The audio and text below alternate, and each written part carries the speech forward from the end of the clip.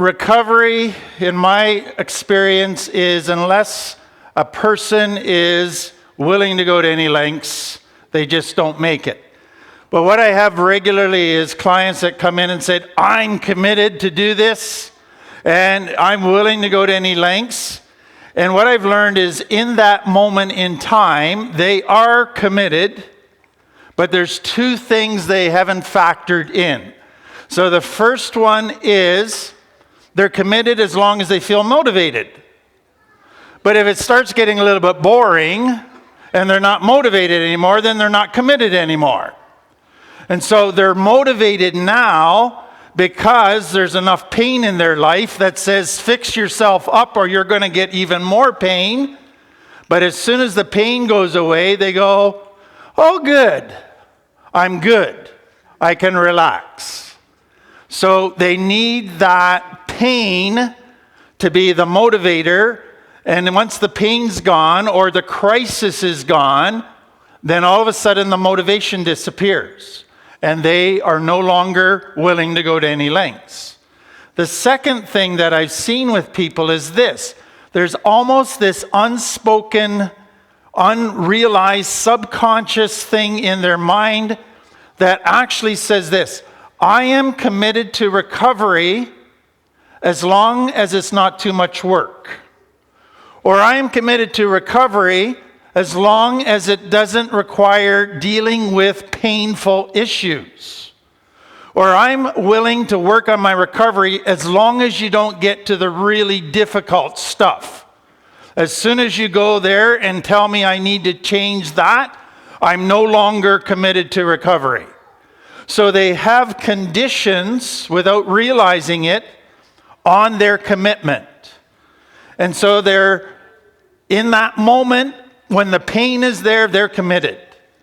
But as soon as it gets boring, hard, or it has to go to very painful things, or they got to give up too many things, then they're done with recovery. And so what I want to do tonight is help you understand what is commitment and have you think about it from different angles. Because it's important to understand this is a big topic, it's an important topic, and it's one that you really need to think through. So let me begin by kind of giving you a definition, and then I want you to think about it with me from a couple different angles. So a basic definition of commitment is, I will continue to do the right thing even if I don't feel like it. So most people come in to recovery out of complex trauma, which is you operate out of your limbic or your emotional brain. And so what does a child, and that's your child brain, how does it approach life? I'll do my chores, I'll do my homework if I feel like it. So everything is based on if I feel like it. And many people coming into recovery are still operating out of their child brain, their limbic brain, and they say, I'll do recovery if I feel like it. Maturity is I'll do what's right even when I don't feel like it because it's still the right thing to do. And so it's easy to love your kids when they're perfect and you feel like loving them. It's a totally different thing when you wake up cranky and tired and you don't feel like loving them. Then that's the test of true love. Will you still love them even when you don't feel like it? And so the reality of life is if I do stuff only when I feel like it, I'm going to live on a roller coaster. And I'm not going to have a successful life. A mature life says, I've figured out what's the right thing to do. Now I will do it. Whether I feel like it or whether I don't feel like it, I will still figure out a way to do it. That's commitment. And that becomes critical in recovery because you're going to have lots of days you don't feel like doing the things that you need to do to make recovery happen. Then to take a little bit further, commitment is I'm going to hang in there even when life is hard, even when things aren't going the way I want them to. I will not quit. I will hang in there when there's opposition, when there is difficulty, when there is pain going on in my life, I'm still going to hang in there. And then the third thing it means is, commitment says, I'm going to keep doing the right thing even if I'm not seeing results today. A lot of addicts are like a farmer that plants a seed and they go back the next day and say, well, there's nothing grown yet. That's a dumb idea. What you realize as a farmer is I plant a seed and then I keep watering it, weeding it, fertilizing it. Nothing's growing yet, but I'm going to keep doing it because I know that in time there will be results. But in complex trauma, I want instant results. And so what commitment says is I'm going to do the right thing even if I don't see a result today. I'll keep doing it because I know in time I will see the right results.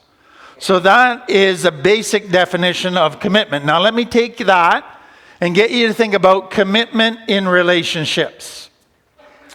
So one way to look at relationships as a healthy relationship is this. A healthy relationship will never become a beautiful, meaningful, life-giving relationship unless both parties are committed to each other. And that means they're willing to give just as much as they get. Do you want to know what happens with a lot of people today? They want a relationship for what they get, not for what they give. And so they go into a relationship hoping to get more than they give. And those relationships don't work. So the word for that is reciprocity. And that simply means you give as much as you get. It's an even give as much as you get. And that's the requirement for a healthy relationships. If your concern in going into a relationship is just the benefits you get from the relationship without factoring in your responsibilities to what you need to give in the relationship, that relationship will not survive. So relationships that do not have reciprocity, where one person is in there only to get, they die. They eventually burn out. So a person whose attitude in a relationship is not commitment or reciprocity, but their desire is only the benefits, getting more than giving, they will destroy a relationship. Now you can take that illustration to farming. One of the things I learned about when we moved to Manitoba is that basically our soil here has been so depleted that unless farmers pour in tons of fertilizer, you're not going to get any crops. So what that basically says is this. For years, farmers have taken from the land and not putting anything back. And it has depleted the land so that it is no longer able to give life unless they put in tons of fertilizer. And that is the reality of nature. Reciprocity. So farming, if you want a crop, you got to feed it. You got to feed the land. Now let me give you one other thing around this relationship piece.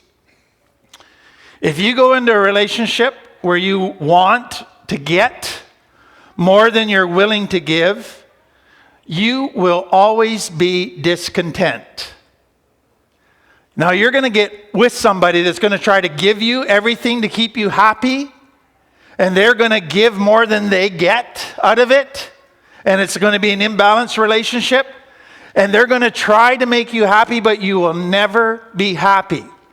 So without a commitment to reciprocity in a relationship, you will always be discontent, even though you might be waited on hand and foot by the other person. It sucks life out of, destroys a relationship, but it never satisfies you. So finding a relationship that's only about the benefits you get is not going to be satisfying like you think it will. It will leave you discontent. Now let me take commitment to talent. Now I could have the exact same golf clubs as Tiger Woods. And I could go out on the thing, and let's say I also had great talent in golf, which I don't, but let's say I had great talent in golf and the exact same golf clubs. I could go out on a golf course and I would not even be close to Tiger Woods. Why? Because at age 3, Tiger Woods' dad said, practice, practice, practice, practice, be committed, day in, day out, until your swing is second nature to you.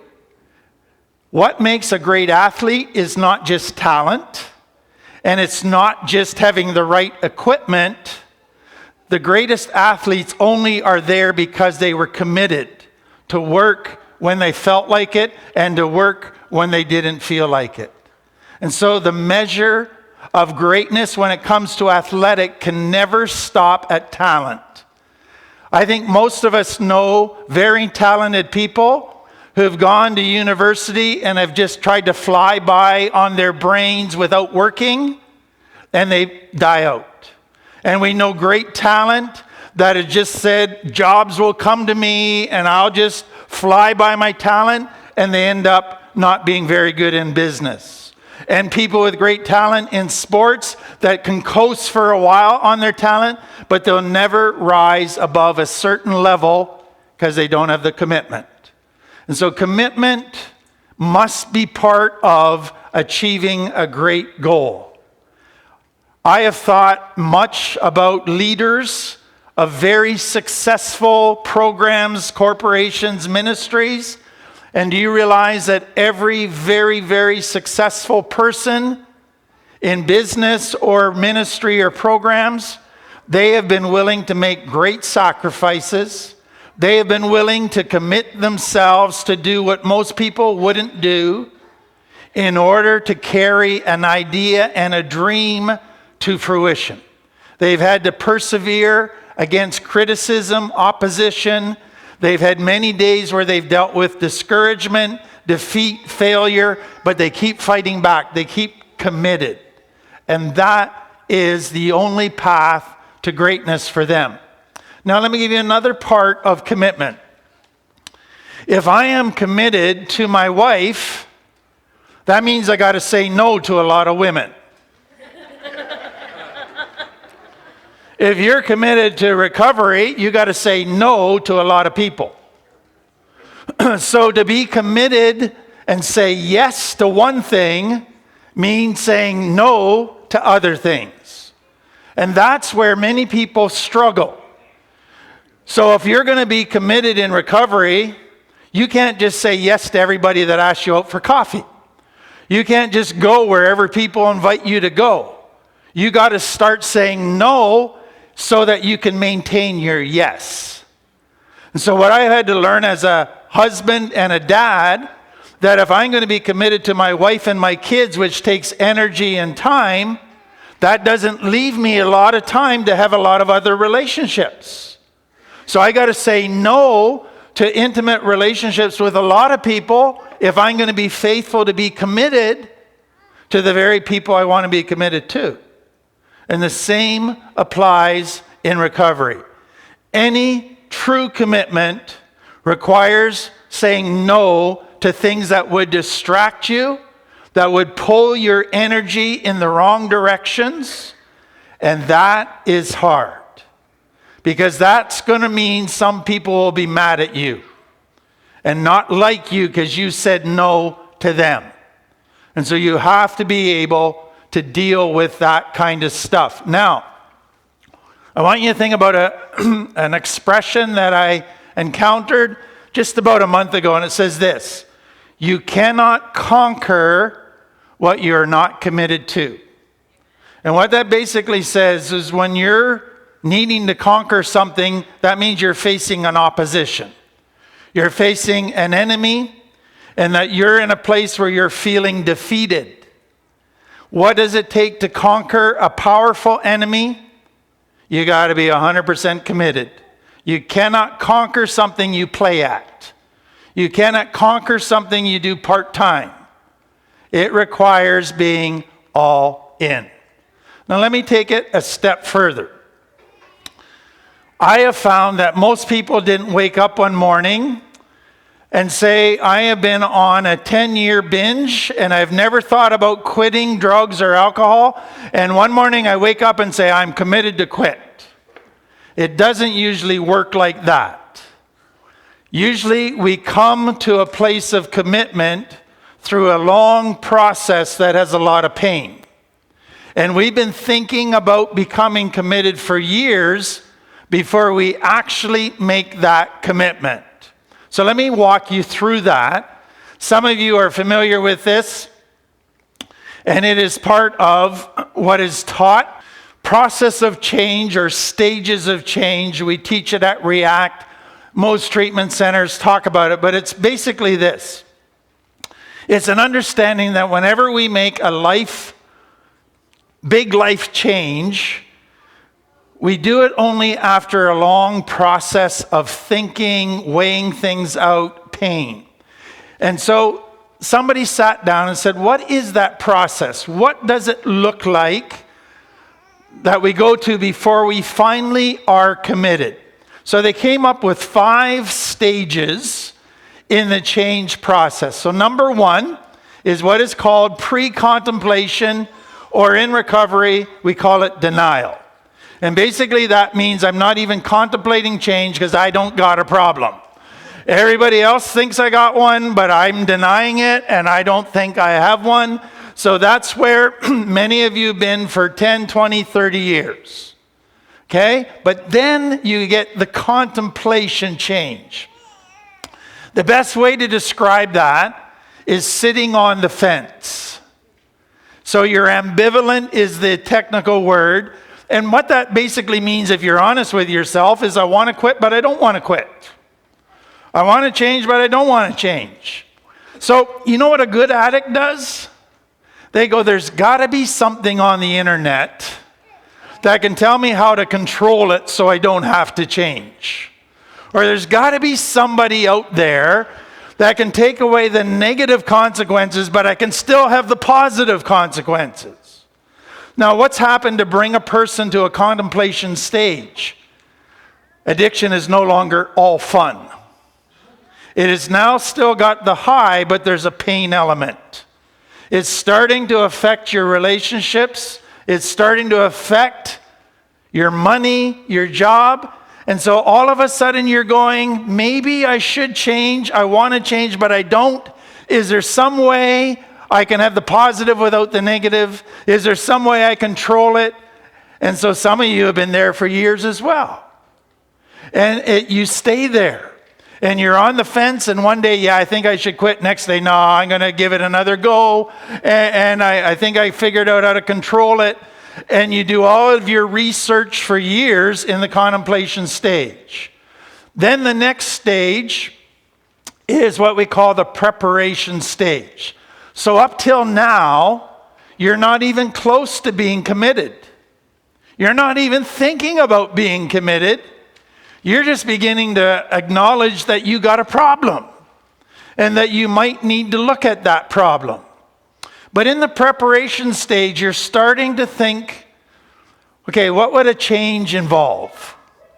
If I'm going to get my life on track, what would it involve? Now, what's happened usually in the addiction is now there's more negative than positive that's coming out of the using.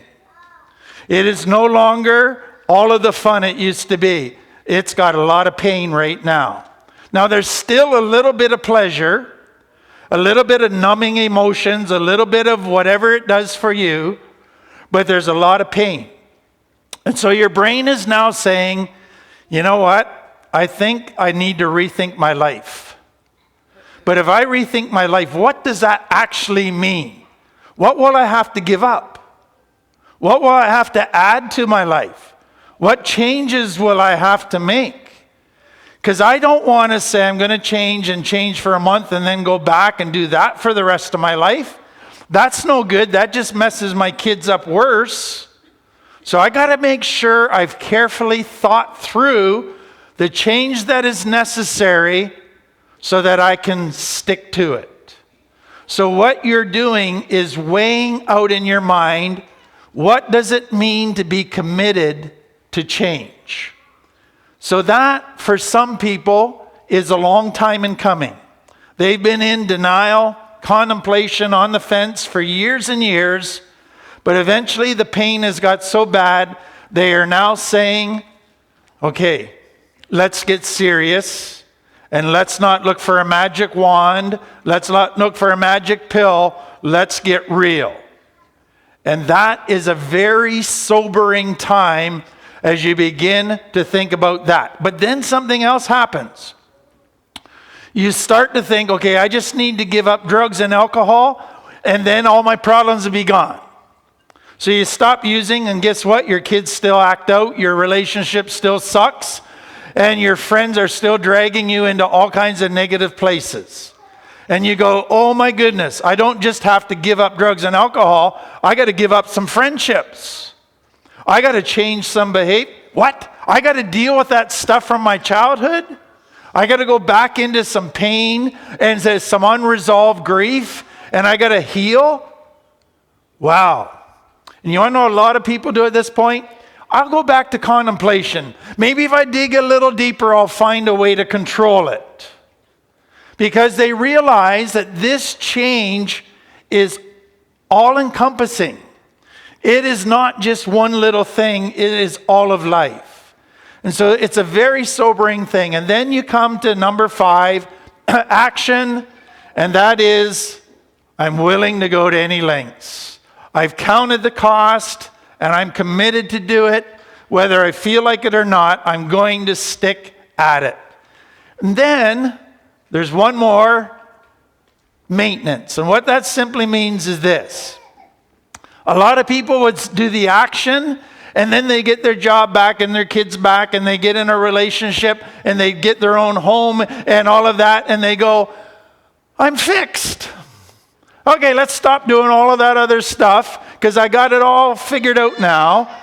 And what maintenance is no, there's some things I got to keep on doing for the rest of my life, whether I feel like it or not, to maintain the healthiness that I desire. So that is the stages of change. Now, I know when people come to me or to React, they all tell me they're at the action stage. And I know most of them are just blowing smoke, not necessarily intentionally, but they just haven't quite figured it out yet. My hope is that I can help them get to the preparation stage. And then I hope that once they get the preparation stage accurate as far as what it's going to take, then they'll hit the commitment action stage. I can't force that. I can't make anybody do that. I can lay it out and just hope they want it badly enough. So let me go back then to here's what messes up commitment. 2 things. Number 1, complex trauma. What does complex trauma do? When you live in pain and danger, where fear is the guiding thing in your life, you're in fight-flight. And the concern of fear is instant relief, instant protection, instant pleasure. You don't think long-term. And so for a lot of people, they come into recovery and they still always want an escape hatch. I don't want to be fully committed. I want to be 95%, but I need my little escape hatch if things get bad. There's a fear of commitment that comes out of complex trauma. A fear of being tied down or locked in without a way of escape. There's a fear of being trapped. And so part of what complex trauma does is it creates in you a fear of commitment and a whole lot of systems in place to avoid commitment. And then the next thing that happens with complex trauma is you become a great starter and a poor finisher. And what that means is this: as long as life is chaos and exciting, you're pumped up. The adrenaline's going, you feel alive, and you say, let's go. As soon as life starts getting healthy and a bit normal, you go boring. And boring means let's get out of here. And so unless life is always exciting, I don't want to be committed to something because I hate boredom. And what you don't realize is that sticking through the boredom leads to deeper life, deeper happiness than you've ever experienced before. And then what happens from all of that is a lot of people are, can I go through life with one foot in and one foot out? Not possible. But that's what complex trauma does. And why I point that out is this. Complex trauma at a subconscious level has set you up to always avoid commitment. And that's what's got to change, is that whole approach to life. Now take and add to that our culture today. What happens in our culture today is basically we have a generation coming up that wants to get more than they give. They want culture to give them a life without them putting anything into culture. They demand it, expect it. They are more committed to getting than to giving. And I kind of shudder at times when I think what it's going to be like in 20 years from now. But we are setting ourselves up to hate reciprocity and commitment. And we're not yet experienced the total consequences of that. And what comes with that is we also have a culture where life has been fairly easy. We've got technology, we got conveniences.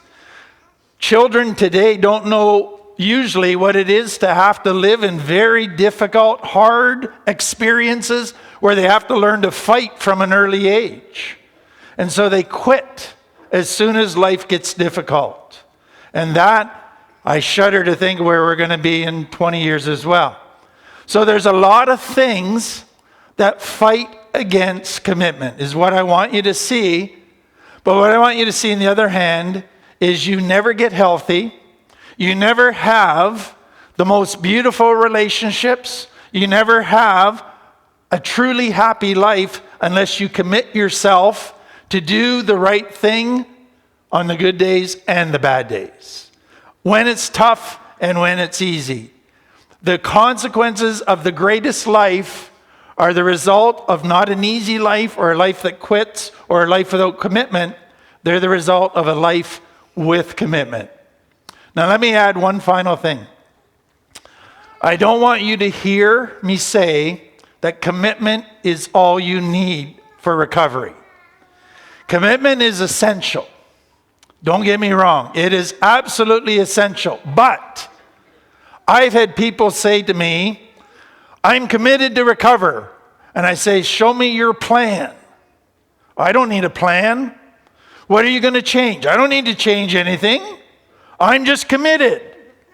And I go, see how that works for you? And usually within a month, they've relapsed. So if you need commitment, yes. But you need a realistic plan. You need a plan that factors in what it takes to recover. So you're not just committed to your commitment or your willpower.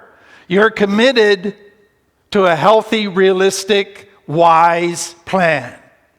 That then means the right priorities.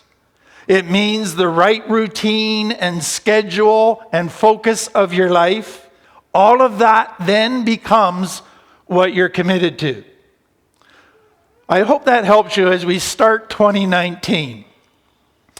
Recovery is possible. It takes a ton of work. I don't think there's any harder thing to do in life than to recover from addiction and trauma.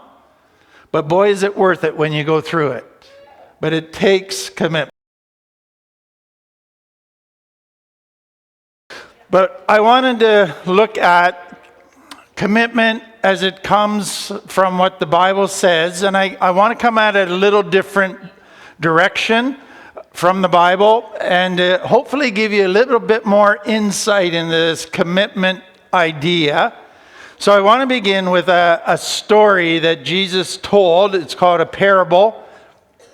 And he told about 4 different types of soil. And he said a farmer went out, and in that time, you went out with this bag of seed and then you threw it as you walked. And he said, as the farmer spread the seed, it fell on 4 types of soil. So the first one was, it fell on the footpath, which was basically trampled, so that it was like concrete, hard as a rock. So seeds landed on that and nothing happened. They couldn't penetrate it, so the seed just basically got picked off by the birds, and that was it. Then the second was seed landed on kind of rocky soil that had a very thin amount of soil amongst the rocks. And so seed would land on that, and there was a bit of soil, so it would germinate and start growing, but because of all the rocks, it couldn't put its roots down. So once the sun came out in the dry, hot time of summer, it didn't have roots going down to get water, so that would just die out. And then the third, it was thrown into soil that had a lot of weeds, and they didn't have pesticides and all of those things back then to kill stuff off. So the seeds would start to grow, and it looked very promising. Then all these weeds would come up and cover it and choke it, and it would die. So the point is, the first 3 types of soils, not good. Nothing positive is going to come out. The fourth is soil that is good soil. The seed can penetrate, put down roots, and it can grow, survive heat, drought, all of those things, and produce a crop. So what Jesus was saying was this: the soil types are the types of human hearts. And it's beautiful because what it says, number 1, is some people's hearts are so hard that they've just shut down.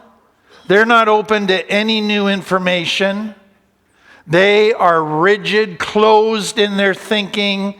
Usually there's an anger, a numbness inside. Nothing's going to penetrate.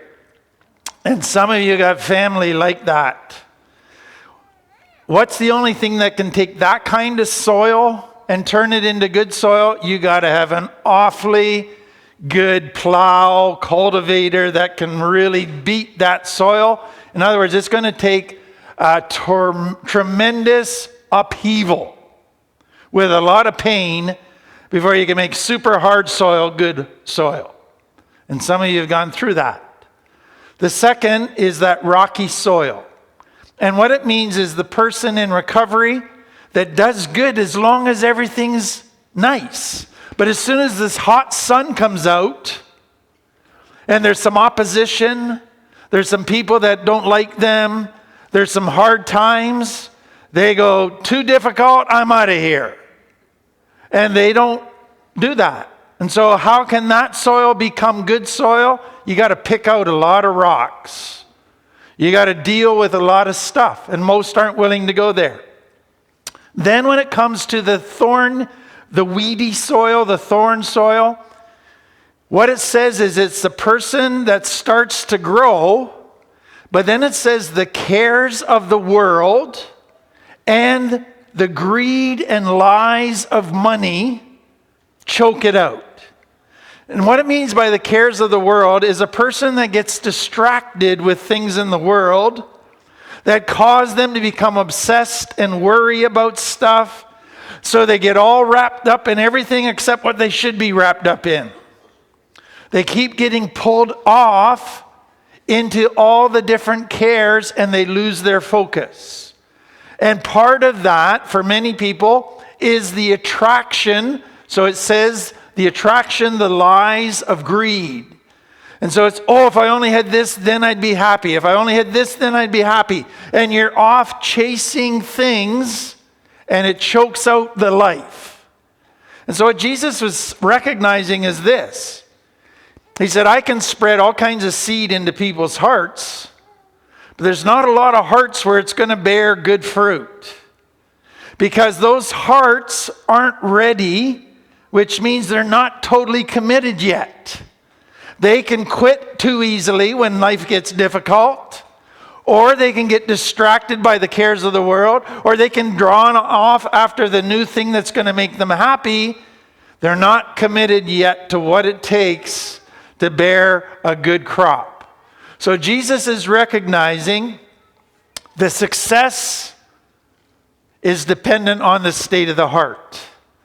And the state of the heart is all important, because if it's not healthy and it's not a committed place, it will never produce a good crop.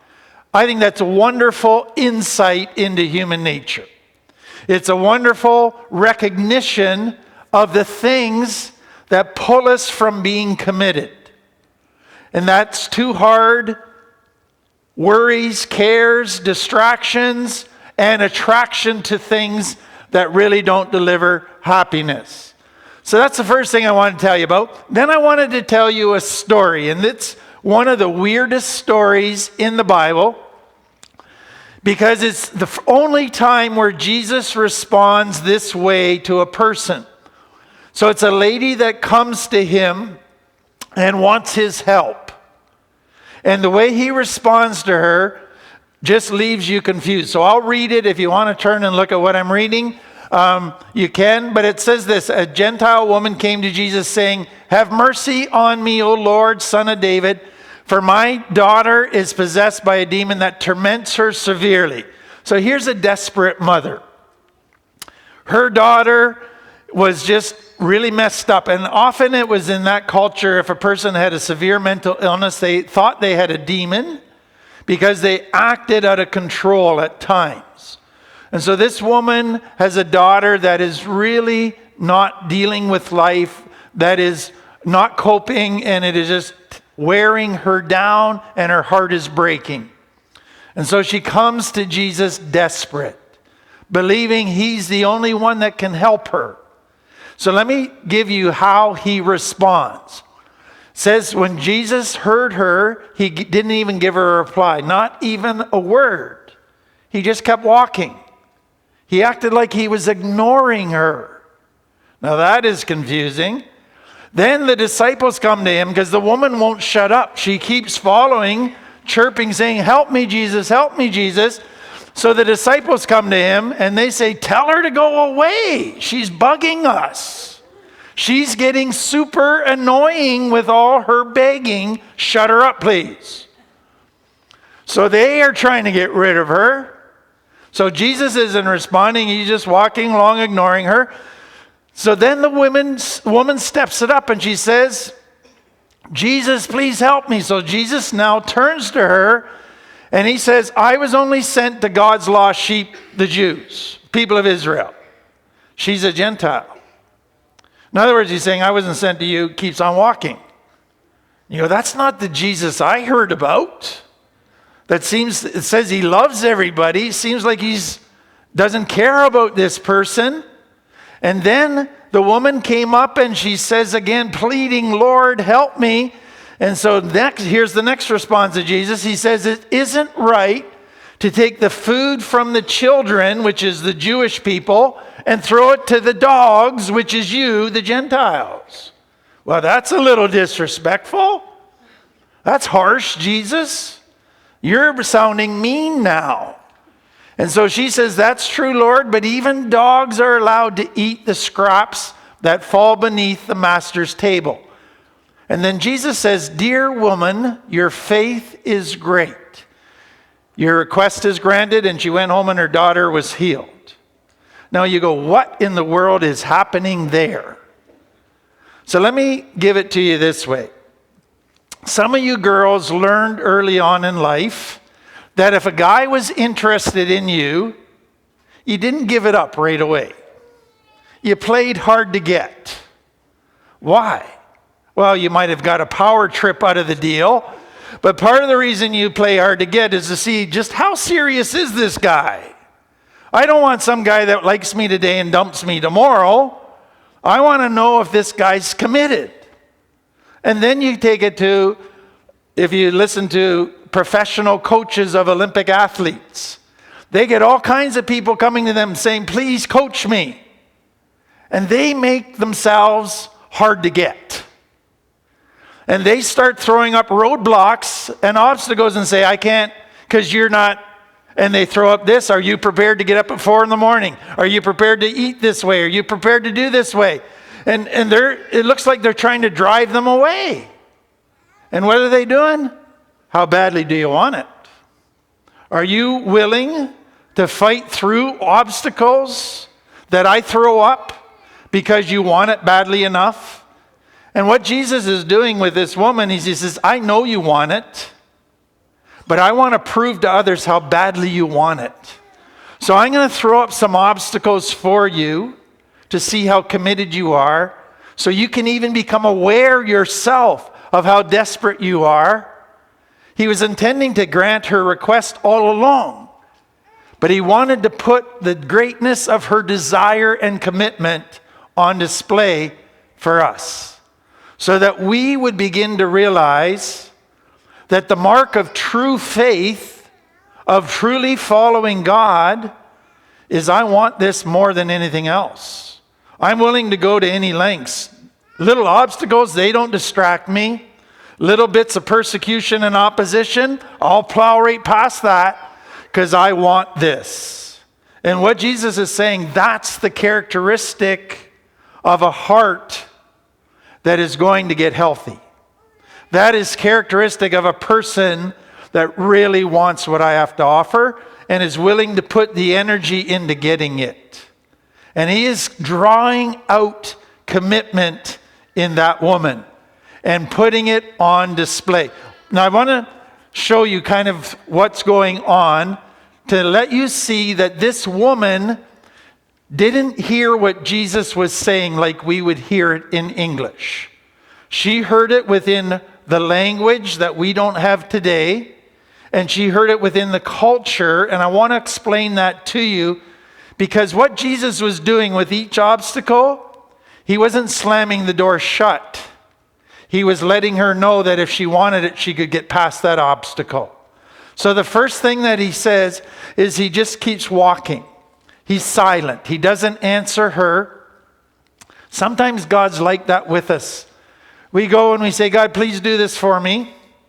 You want to know what I did as a dad? Sometimes when my kids say, Dad, I really want the new PlayStation, I wouldn't answer them. Drove them nuts. But you want to know what I was looking for? How badly do they want it? Because I don't want to put out that much money and then play with it for 3 days and say, okay, I'm bored. I don't want that. I'm not going to put money into something unless they really, really want it. So I'm going to check by my silence if they really want it. And what would happen if they really wanted it? They'd be back the next day. Dad, have you thought about it yet? Have you come to a conclusion yet? And I go, I'm still thinking about it. That'd drive them nuts. But I'm still testing. How badly do you want it? And they'd be back a couple days later. Dad, have you thought about it yet? Then I begin to go, okay, they want this. But as I'm doing that, I'm going, okay, if you get this, are you prepared to do this and this and this? Are you prepared to do some stuff to help pay for it? Are you prepared to do some stuff to buy your games that you're going to need so you're not asking me to finance everything? I am putting up obstacles because I don't want to get this for them unless they're committed. And that's what Jesus was doing. And then he says, I was only sent to the lost sheep of Israel. What he was saying is that my primary purpose in the earth is that God wants me to reach the Jewish people. But I want to reach everybody. But I want you to understand, lady, I'm not obligated to help you. So he's not saying no to her. He's just saying there's no obligation here. So that she realizes that when she pushes and wants it, that it's not because she deserved it or earned it or he's under an obligation. It's because he loves her. And he wants to give it to her. And then when he says, I don't take food from the master's table and throw it to dogs, this is fascinating. There are 2 words for dogs in that language. The one word was the wild dogs. And so that was the word that was used by Jewish people to describe Gentiles. They would say they're like dogs, and they meant those wild dogs that were a pain, that ate out of garbage, etc., carried disease. That's not the word Jesus used, but that's the one you would suspect him to use, because he's talking about a Gentile. He uses the word for a pet dog. Now, that's a different kind of dog, because what happens with a pet dog, if you've ever had a dog, they soon find out who will sneak them scraps from the table and feed them under the table when nobody's watching. And they come and sit at that person's feet during the meal and look at them. Because what they know is I'm part of the family. And I might not be a human, but I'm part of this family. And I know you care about me. And I know you're going to get me a little bit of roast beef and sneak it to me because you're committed to care for me. That's the word Jesus used for dog. So what did that tell that woman? He doesn't think I'm a cur that's out there, a wild dog. He's saying I'm a pet. He's saying I might not be a Jew, one of the kids, but I'm part of the family.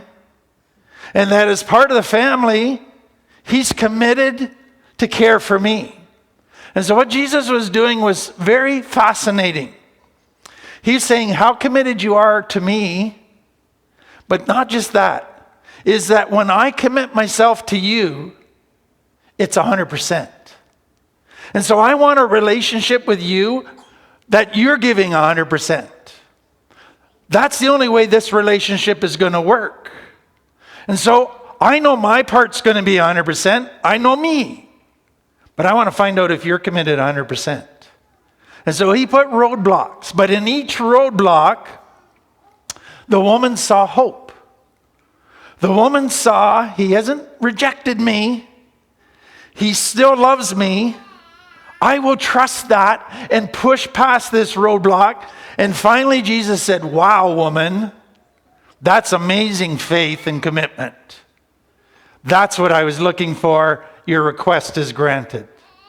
And so what I hope you see is the concern of Jesus when he worked with people was, I'm looking for committed hearts. Because it's only in committed hearts that I can have a good relationship, number one. And it's only in committed hearts that people will change and grow and impact the world and bear fruit. And that is an absolute essential. So Jesus is recognizing, like I've been emphasizing tonight, commitment is absolutely essential in recovery, in life, in a relationship with God, in all parts of life. It is, you gotta want it. You gotta want healthy, you gotta want God more than image, more than money, more than other things. And when you want it badly enough to push past resistance and be willing to give up stuff, then you've got the right commitment.